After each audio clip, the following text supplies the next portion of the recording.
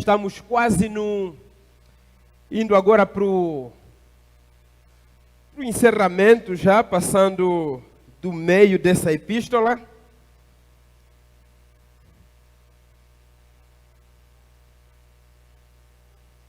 Capítulo número 2, e vamos ler do versículo 16 até ao versículo número 19.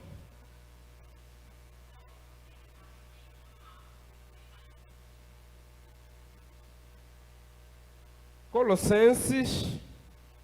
Falei Colossenses ou Lucas? Colossenses, né? Estou com Lucas na cabeça aqui. Colossenses 16. Colossenses 2, 16, 19. Ô Senhor, me ajuda aqui.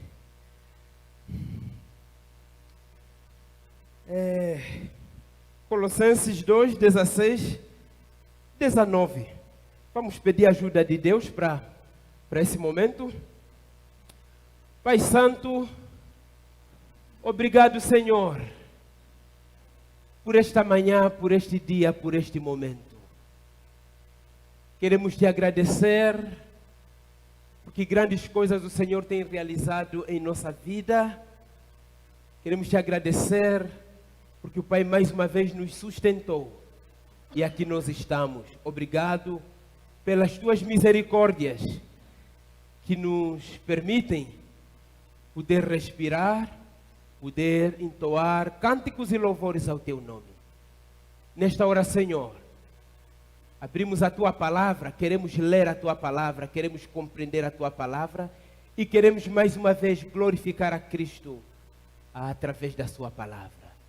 Que o Senhor Jesus Cristo seja visto, seja honrado, seja glorificado, seja reconhecido aqui neste lugar, neste momento e em nossa vida, em todos os nossos caminhos. Em nome de Jesus, o Salvador. Amém. Diz assim a palavra do Senhor. Colossenses 2,16. Ninguém, pois, vos julgue por causa de comida e bebida, ou dia de festa, ou lua nova, ou sábados, porque tudo isso tem sido sombra das coisas que haviam de vir. Porém, o corpo é de Cristo. Ninguém se faça árbitro contra vós outros, pretextando humildade e culto dos anjos, baseando-se em visões, enfatuado sem motivo algum na sua mente carnal,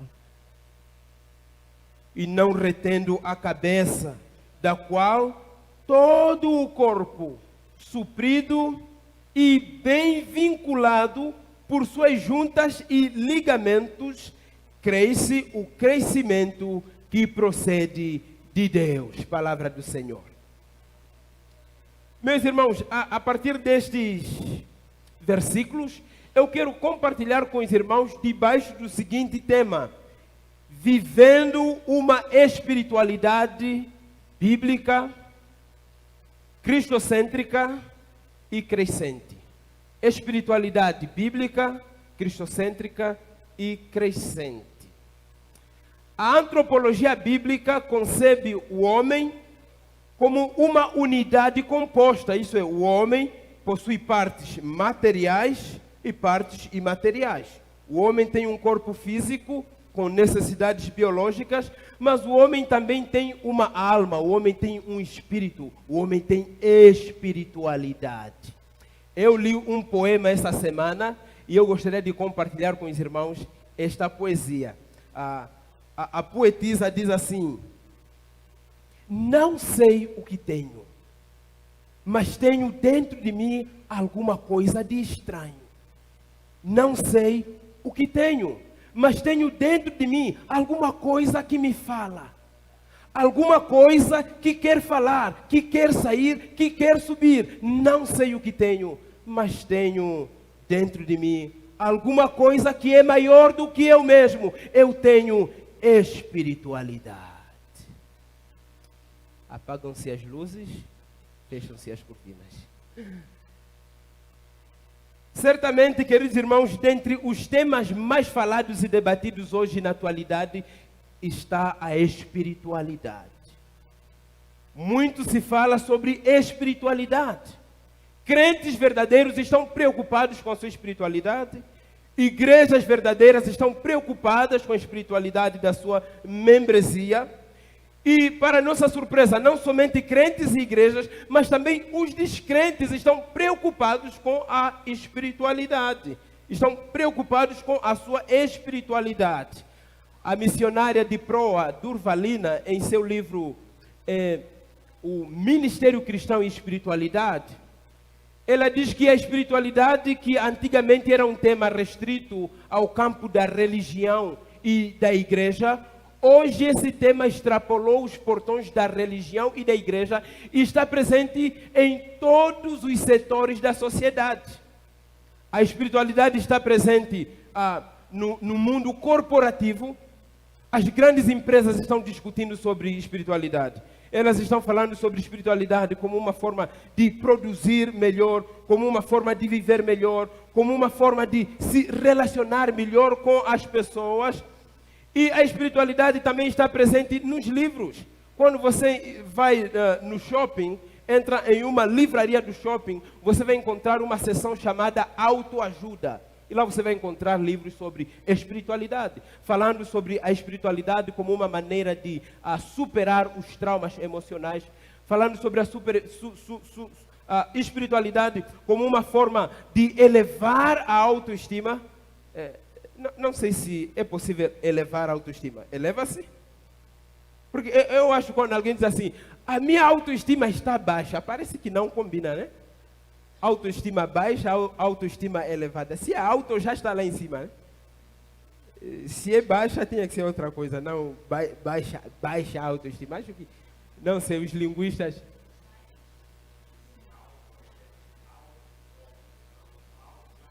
Não, auto de próprio. Meu Deus, português não tem nada a ver comigo mesmo. O português está tão distante de mim, do mesmo jeito que o seu está distante do inferno, acho. É difícil. E o tema da espiritualidade também está presente nos treinamentos hoje. Os neurocientistas estão falando sobre espiritualidade. Os famosos coaching hoje, estão treinando as pessoas sobre espiritualidade. Estão falando sobre como ser espiritual. Os neurocientistas estão falando sobre espiritualidade como uma forma, como um caminho de desenvolver as suas capacidades pessoais. Os coaching estão falando sobre espiritualidade como um caminho de você aprimorar as suas capacidades profissionais. Então, queridos irmãos, diante dessa pluralidade de versões sobre espiritualidade, isso demonstra a grande necessidade que nós temos hoje como Igreja de Deus de trazermos uma abordagem sobre este tema, abordagem tal que seja bíblica, uma abordagem que seja coerente com a sã doutrina, uma abordagem que seja fundamentada na luz e na verdade do Evangelho. Por isso, como igreja, precisamos falar sobre a espiritualidade, mas a espiritualidade conforme a Bíblia. Por quê? Porque toda espiritualidade que não está fundamentada nas Escrituras e que não leva em consideração a obra de Cristo, ela sempre vai caminhar por dois lados. Ou será uma espiritualidade legalista, moralista, ou será uma espiritualidade mística. Todos aqueles que estão falando sobre espiritualidade, se você observar de perto, pelo fato de não ser uma abordagem fundamentada na Bíblia, e por não ser uma abordagem que não leva em consideração a obra de Cristo, ela é uma espiritualidade legalista, uma espiritualidade mística. E é interessante que quando nós chegamos aqui no capítulo 2 dessa epístola, é exatamente isto que o apóstolo Paulo está combatendo aqui. É o que o apóstolo Paulo está tentando combater. Ele está pleiteando, lutando contra os falsos mestres, porque as propostas de espiritualidade conforme os falsos mestres na igreja de Colosso, eram propostas legalistas, moralistas e propostas místicas. No capítulo 1 dessa epístola, nós vimos o apóstolo Paulo fazendo uma demonstração da supremacia de Cristo. Ele demonstrou que Jesus é superior. No capítulo número 2, nós encontramos então ele defendendo esta supremacia, esta superioridade de Cristo. E no capítulo 3 nós vamos encontrar então o apóstolo Paulo fazendo uma aplicação prática. O que significa dizer que Jesus é superior na vida prática? Então nós vemos, capítulo 1, nós vemos a supremacia sendo declarada, Jesus é supremo. No capítulo 3, nós vemos a supremacia sendo aplicada na nossa maneira de viver. Aqui no capítulo 2, nós temos então um capítulo apologético, uma defesa da supremacia do Senhor Jesus. Nós podemos também colocar na seguinte forma: no capítulo 1, nós encontramos a adoração. O apóstolo Paulo está adorando. No capítulo número 2, nós encontramos teologia. O apóstolo Paulo apresentando fundamentação teológica. E no capítulo 3 nós encontramos a vida. Como isto tem a ver com a nossa maneira de viver. Por quê? Porque teologia, adoração e vida são coisas que devem caminhar juntas. São coisas que devem caminhar juntas. Há uma inter-relação entre teologia, adoração e vida. Toda teologia saudável, todo conhecimento bíblico saudável deve nos conduzir à adoração. E a nossa adoração é a nossa admiração a Deus. Nós estamos admirados com o ser de Deus. Nós estamos admirados com o caráter de Deus. E esta beleza de Deus, este maravilhamento com o ser de Deus, afeta a nossa maneira de viver, a nossa ética de vida. Por isso, teologia, adoração e vida caminham juntos. E esta é a proposta do apóstolo Paulo, não somente na carta aos Colossenses, mas em todas as suas cartas. Ele quer, então, nos levar a pensar teologicamente, nos conduzindo na adoração e respondermos isto com a nossa maneira de viver. Então, aqui no capítulo 2, nós temos uma resposta apologética contra os falsos mestres. Paulo está então respondendo aqui os falsos mestres de forma contundente e apologética. O apóstolo Paulo vai apresentar aqui os 4 elementos que constituíam a heresia de Colossos. No domingo passado nós lemos o primeiro elemento, que era o gnosticismo, no versículo 8. E no versículo 16 nós temos o segundo elemento, que é o legalismo ou moralismo. No versículo 18 nós encontramos o terceiro elemento, que é o misticismo.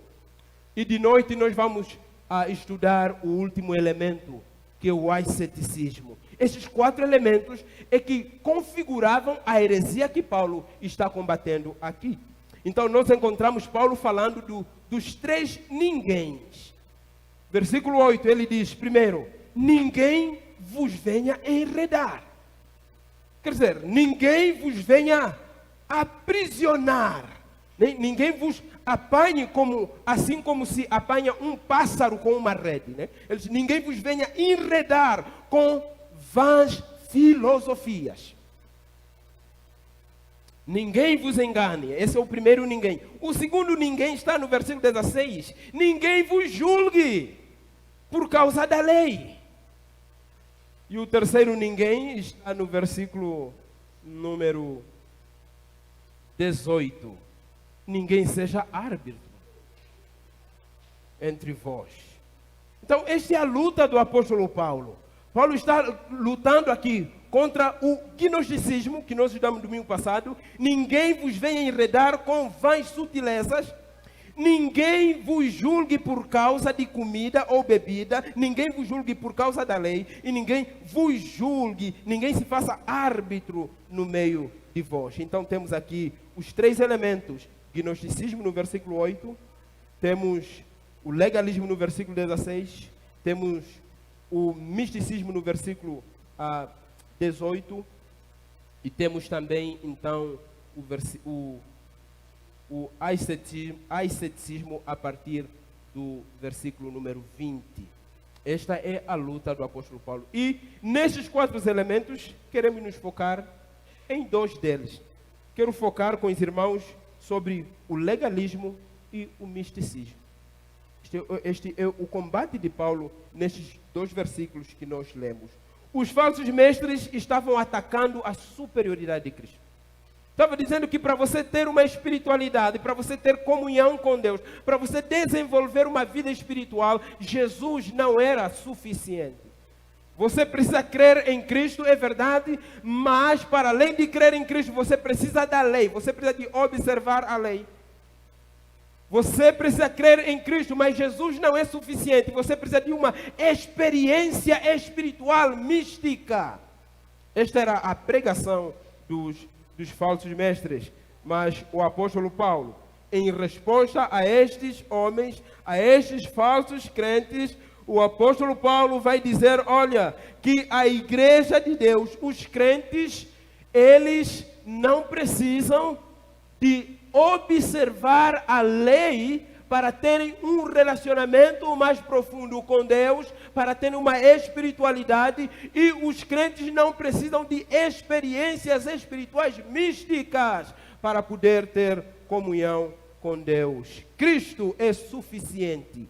Cristo nos basta para termos comunhão com Deus, para termos um relacionamento com Deus, para desenvolvermos uma espiritualidade cristã, bíblica. Nós só precisamos do Senhor Jesus. Por isso é que o nosso tema é vivendo uma espiritualidade bíblica, cristocêntrica e crescente. Essa é a proposta de Paulo nestes 4 versículos, que a espiritualidade cristã, ela é bíblica, ela é cristocêntrica e ela é crescente. Ela é bíblica porque ela está fundamentada na palavra de Deus. E ela é cristocêntrica porque está fundamentada naquilo que a Bíblia diz sobre o Senhor Jesus. Isto é, quem é Jesus e qual é a obra de Cristo. Quem Jesus é e o que Ele fez por nós. E ela é crescente porque diz respeito sobre a contínua ação de Deus em nosso coração através do Espírito Santo. É crescente porque ela vai se desenvolvendo a cada dia à medida que nos relacionamos com Deus. Que a espiritualidade cristã, a espiritualidade bíblica, fundamentada nas Escrituras e centralizada na pessoa do Senhor Jesus, ela não é estática, ela é dinâmica. Esta é a proposta do apóstolo Paulo. Por isso o apóstolo Paulo vai dizer, olha, ninguém vos julgue por causa de comida, ninguém vos julgue por causa de bebida, ou dia de festas, ou lua nova, ou sábados, ou seja, ninguém vos julgue por causa da lei.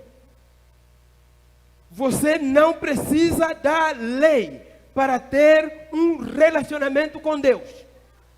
Você não precisa da lei para entrar num relacionamento salvífico com Deus. E é isso que Paulo está dizendo aqui. Ele fala da lei, e ele fala aqui dos 3. Ele fala de 3 aspectos da lei aqui. Ele fala da lei, se você ler o livro de Levíticos, você vai ver que a lei de Deus, a lei que foi dada para os judeus, ela tem as suas divisões.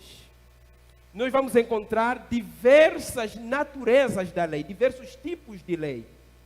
Nós encontramos a lei moral de Deus, que se refere aos 10 mandamentos. Nós vamos encontrar a lei cerimonial, que se refere às cerimônias, aos sacrifícios e aos dias específicos em que o povo de Deus devia se congregar para realizar esses sacrifícios. E também nós vamos encontrar um gênero de lei que é chamado de leis dietéticas, leis de dieta, que normatizavam o que o povo de Deus podia comer ou deixar de comer. Então, o apóstolo Paulo aqui, ele está usando três categorias da lei de Deus. Primeiro, ele fala das leis dietéticas. Ele diz, ninguém vos julgue por causa das leis dietéticas, das leis de dieta, sobre comida e bebida. Ninguém vos julgue que você não deve comer isto ou aquilo outro. Segundo, ele fala a segunda categoria da lei, é a lei cerimonial, que diz respeito às cerimônias, os dias específicos de festas. E você lê o Antigo Testamento, você vai encontrar vários dias específicos que o povo se reunia. Havia festas das semanas, a festa do Pentecoste e assim sucessivamente. E Paulo fala em último lugar da terceira categoria da lei, ou sábados, falando da lei moral. O sábado que está figurado entre os 10 mandamentos. Então Paulo está dizendo assim, olha, ninguém vos julgue por causa da lei. Ninguém vos julgue, ninguém venha com obrigatoriedade sobre vós. Demonstrando que existe uma obrigatoriedade para que vocês possam estar num relacionamento com Deus. Obrigatoriedade tal, referindo-se no cumprimento da lei. Não. Ninguém, pois, venha vos julgar por causa disso. Porque Cristo é suficiente. Ninguém, pois, vos incite em obedecer à lei. Porque os falsos mestres estavam dizendo que é necessário obedecer à lei para entrar num relacionamento salvífico com Deus. E Paulo vai dizer, por que você não precisa de obedecer à lei de modo salvífico? Ele responde isso no versículo 17, ele diz assim, porque tudo isto, referindo-se à lei, tudo isto, comida e bebida, tudo isto, os dias de festas e lua nova, tudo isso, os sábados, eram apenas sombras. Tudo isso era apenas uma sombra das coisas que haviam de vir. Era uma sombra de Cristo. Era uma sombra de Cristo. Era uma sombra, mas qual é a realidade dessa sombra? Qual é a substância da sombra? A substância é Cristo. E se você tem Cristo, você não precisa da observação da lei para entrar num relacionamento salvífico com Deus. Você não precisa disso. Cristo é suficiente. Cristo é tudo o que nós precisamos para ter comunhão com Deus. Esta é a mensagem do apóstolo Paulo contra os legalistas, contra os moralistas. A lei era apenas uma sombra. Lucas, no capítulo 16 do seu evangelho, no versículo 16, ele diz assim, a lei e os profetas vigoraram até João Batista. Desde esse tempo vem sendo anunciado o evangelho do reino de Deus e todo homem se esforça para entrar nele. A igreja de Deus não precisa da observância da lei para entrar num relacionamento salvífico com Deus. Nós não obedecemos à lei para sermos salvos. Nós obedecemos à lei porque nós já somos salvos. E que lei é esta que nós obedecemos? Não são as leis dietéticas sobre o que comer e o que deixar de comer. Não são as leis cerimoniais sobre dias de festas, porque essas leis foram de fato abolidas na morte do Senhor Jesus. Jesus aboliu a lei. Quando nós lemos que Jesus aboliu a lei, nós vamos entender o seguinte, que a lei que Jesus aboliu não é a lei moral. Os 10 mandamentos são válidos para o crente hoje. O crente deve viver na observação dos 10 mandamentos? Sim, deve. Aí você pergunta para mim, e o sábado? Aí é outra história, que não dá tempo para a gente explicar agora.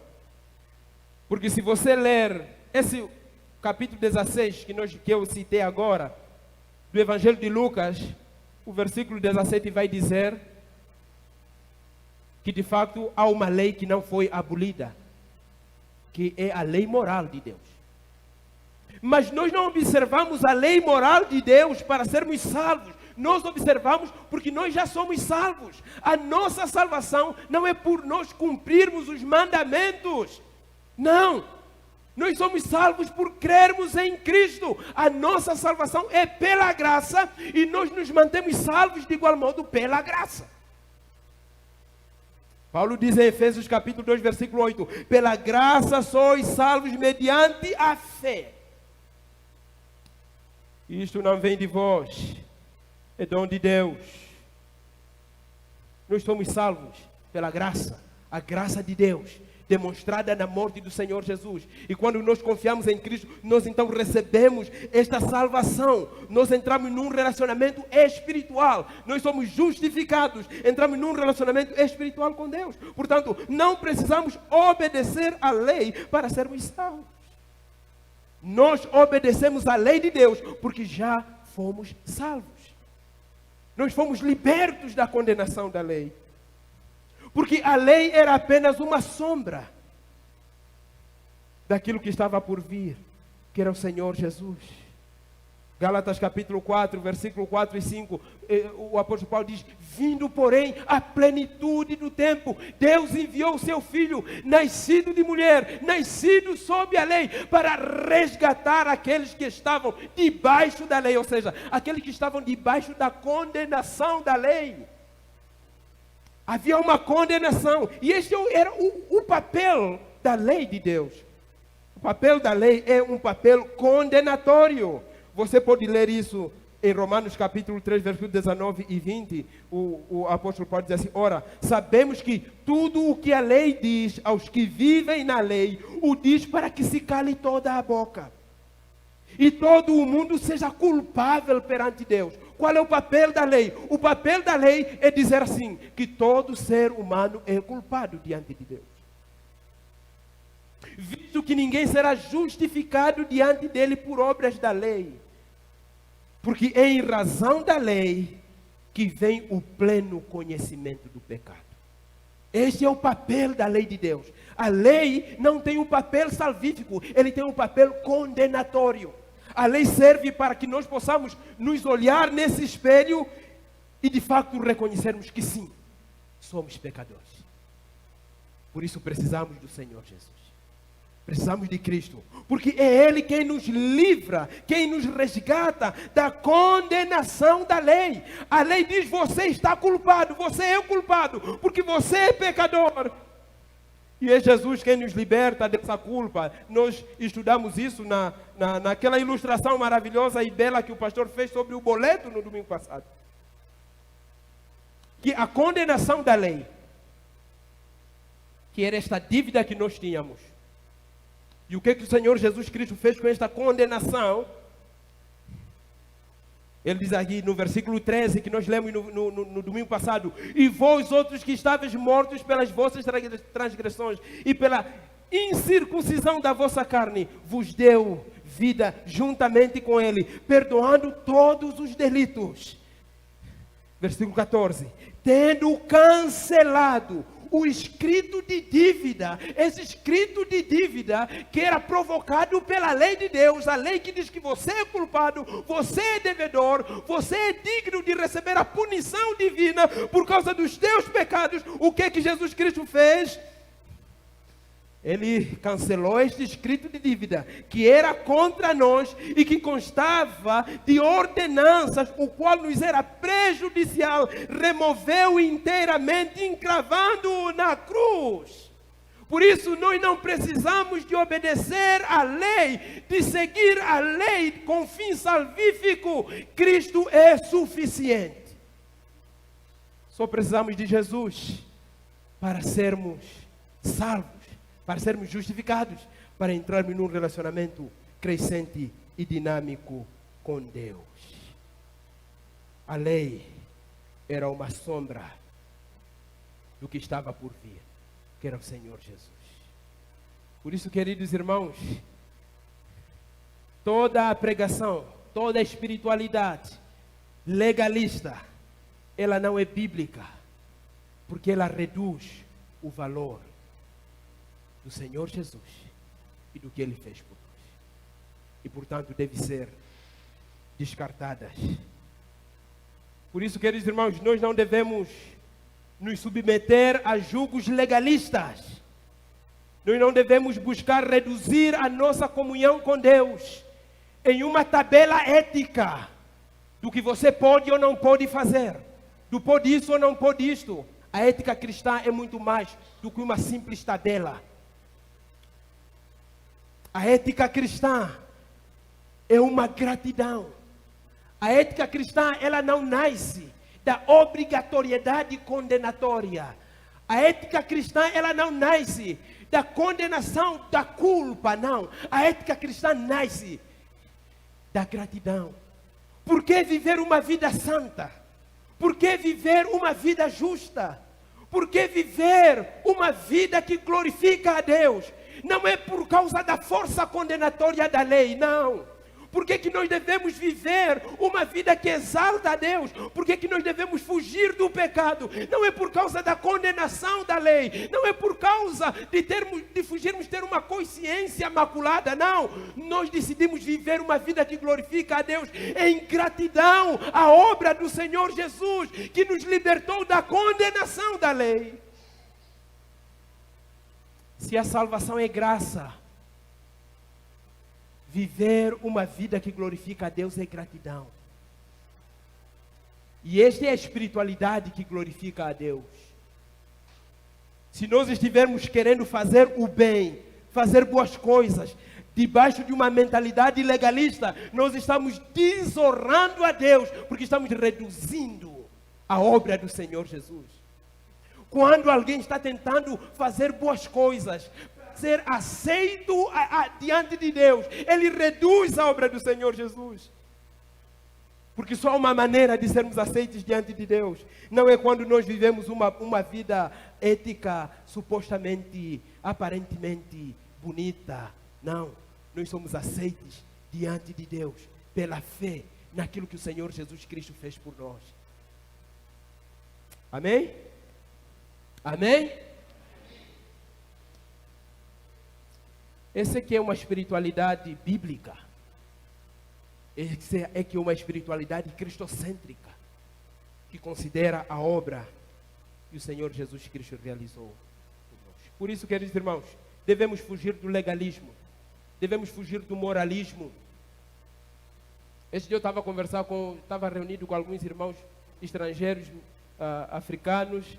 Falo africanos porque não havia só angolanos, havia angolanos, moçambicanos, alguns irmãos cabo-verdianos e são-tomenses e guinenses, conversando, e um deles olhou para mim e disse assim: Cipriano, olha, eu estou orgulhoso de você porque parece diante de nós, você é o único africano que continua a falar com sotaque angolano, você não está a falar o português brasileiro. Eu fiquei triste, porque eu tenho me esforçado para falar, né? E aí ele foi falando, olha, nesse aspecto você continua a manter a genuinidade e tal. Eu disse, bom, eu podia me orgulhar, mas foi no momento que eu já estava estudando esse texto. E Deus me deu um insight, e eu estava pensando assim, puxa, aquele irmão falou isso porque ele estava me comparando com outros estrangeiros. Se o padrão de medida for eu e outro estrangeiro, assim, você pode dizer que um é melhor. Mas se o padrão de medida for o verdadeiro estrangeiro, que é o Senhor Jesus, você não vai dizer a mesma coisa. Porque não há ninguém que viveu em terra estranha e manteve a sua cultura tão intacta quanto o Senhor Jesus. Não há ninguém quanto o Senhor Jesus. E o mesmo é válido para a nossa vida. Se nós estivermos comparando a nossa ética entre nós, se o padrão de medida for nós mesmos, alguns serão melhores do que outros, e ali vai nascer o orgulho. Mas se o padrão de medida for o Senhor Jesus, se nós nos compararmos uns com os outros, nós diremos que alguns são mais santos do que os outros, e nós nos orgulharemos. Se nós partirmos de uma visão legalista, nós nos orgulharemos, porque parte de nós mesmos. Por isso, queridos irmãos, devemos ter cuidado com o legalismo. O cânone de medida da ética não sou eu, não é você, não é o irmão que está ao seu lado. O cânone de medida é o Senhor Jesus. Se formos comparados uns com os outros, alguns se verão melhor do que os outros. Se você se acha melhor do que os teus irmãos, Compare-se com o Senhor Jesus e você vai encontrar a sua verdadeira natureza. Quando nos comparamos ao Senhor Jesus, quando nós desenvolvemos uma espiritualidade cristocêntrica, nós quebramos o legalismo no nosso meio, queridos irmãos. Quebramos o moralismo. Não há espaço para uma espiritualidade falsificada. Porque Jesus é o padrão. Devemos ter cuidado com o moralismo, com o legalismo, queridos irmãos. E talvez alguém pode dizer assim: ah, mas eu não sou legalista. Se nós não tivermos cuidado, em algum aspecto da nossa vida, nós somos legalistas. Quero caminhar aqui para o final.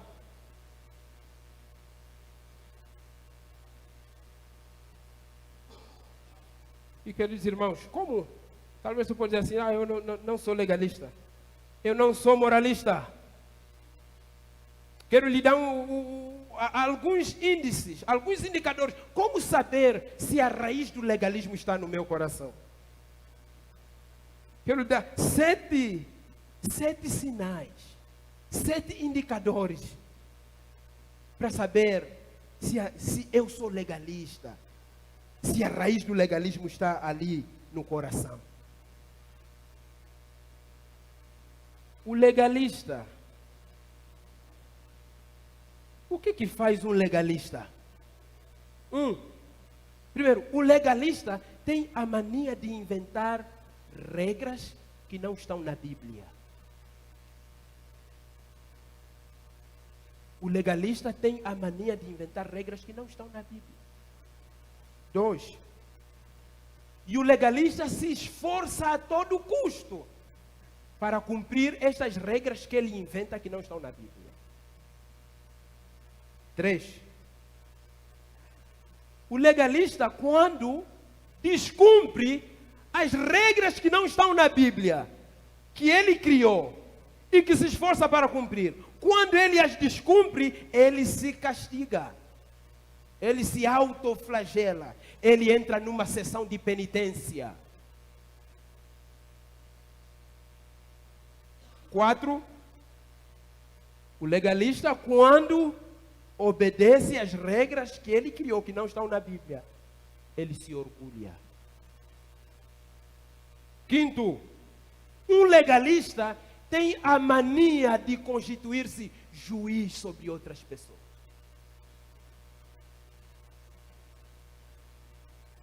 6. O legalista tem nojo das pessoas que descumprem as suas regras. E também tem nojo de pessoas que têm regras diferentes das deles. Em último lugar, o que faz um legalista? O legalista golpeia aqueles que são faltosos em viver uma ética aparentemente saudável. Se você olhar igrejas legalistas, em igrejas legalistas não existe espaço para a restauração do pecador. Em igrejas legalistas não existe espaço para confortar aqueles que foram abatidos. Igrejas legalistas, disse um grande teólogo, igrejas legalistas é uma comunidade de boas pessoas que se reúnem para ensinarem-se como se tornarem boas pessoas. Nós devemos fugir do perigo do legalismo. E o que é que nós devemos ser? Em vez de sermos uma comunidade onde a cada domingo se reúnem boas pessoas para se ensinarem como serem boas pessoas, que a nossa igreja seja um hospital onde enfermos se encontram para juntos estancarem o sangramento das suas feridas. Que a nossa igreja seja um lugar onde enfermos se encontram a cada domingo, para cada um auxiliar um ao outro a se tornar cada vez melhor, crescer cada vez melhor na sua espiritualidade. Não na espiritualidade legalista, mas na espiritualidade cristocêntrica. Que a nossa igreja não seja um palco da exibição do moralismo hipócrita. Que a nossa igreja seja um lugar do transbordar da graça de Deus. Um lugar onde há espaço para todos os pecadores. Um lugar onde há espaço para pessoas de todos os tipos. Dizia o pastor Hernandes Dias Lopes que a igreja é um lugar para todas as pessoas. É um lugar para todos, mas não é um lugar para tudo, e eu concordo com ele. Que a nossa igreja seja um lugar para acolher, para receber, para abraçar. Seja um lugar onde a graça de Deus flui, onde pecadores possam encontrar a oportunidade de recomeçar, onde o homem que não vigiou, traiu a sua esposa e o seu casamento quebrou, ele possa encontrar um espaço para a restauração. Onde o homem que está mergulhado no pecado possa encontrar a reconciliação com Deus. Que a nossa igreja, o púlpito da Igreja Batista em Calcaia do Alto, seja um lugar onde flui a graça de Deus e possamos dizer como João: dele, de Cristo, temos recebido graça sobre graça. Amém? E queridos irmãos, eu não estou pregando uma graça barata. Uma graça que diz: venha como estás e permaneça como estás. Não. Estou pregando a graça da Bíblia. A graça de Deus. A graça que nos acolhe, independentemente de como nós somos e estamos. Mas é uma graça transformadora. Uma graça que ao mesmo tempo que conforta, ela confronta. Uma graça que ao mesmo tempo que nos cura, ela nos fere. Uma graça que ao mesmo tempo ela nos eleva, ela nos abate. Esta é a graça da Bíblia, a graça das Escrituras. Amém? Eu queria falar sobre o legalismo e o misticismo, só deu tempo para falar do misticismo. Amém? Que o nosso Deus possa nos ajudar a vivermos uma espiritualidade bíblica, porque está fundamentada naquilo que a Bíblia diz.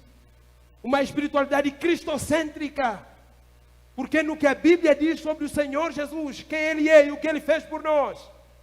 E ela é uma espiritualidade crescente, porque diz respeito sobre a contínua atuação de Deus através do Espírito Santo, nos levando a cada dia à maturidade cristã. Amém? Vamos orar mais uma vez? Senhor nosso Deus, Pai amado, obrigado pela Tua palavra. Livra-nos, Senhor, do legalismo. Livra-nos, Senhor, do moralismo. Queremos viver uma espiritualidade bíblica, uma espiritualidade que leva em consideração aquilo que o Senhor Jesus Cristo fez por nós. Queremos a cada dia lembrar que para termos comunhão com o Senhor, nós não precisamos de nada e de ninguém mais além de Cristo. Senhor Jesus, seja real em nossas vidas, seja real na minha vida, seja real na vida do meu irmão, na vida da minha irmã. Seja real na vida da tua igreja. Brilhe, Senhor. Brilhe aqui neste lugar. Brilhe, Senhor. Que a tua glória seja vista. De tal forma que não haja espaço para o orgulho que é gerado do moralismo. De tal modo que não haja espaço para o orgulho que é gerado do legalismo. Brilhe a Jesus. Glorifica o teu nome continuamente aqui nesta igreja. Em teu nome santo nos oramos. Amém.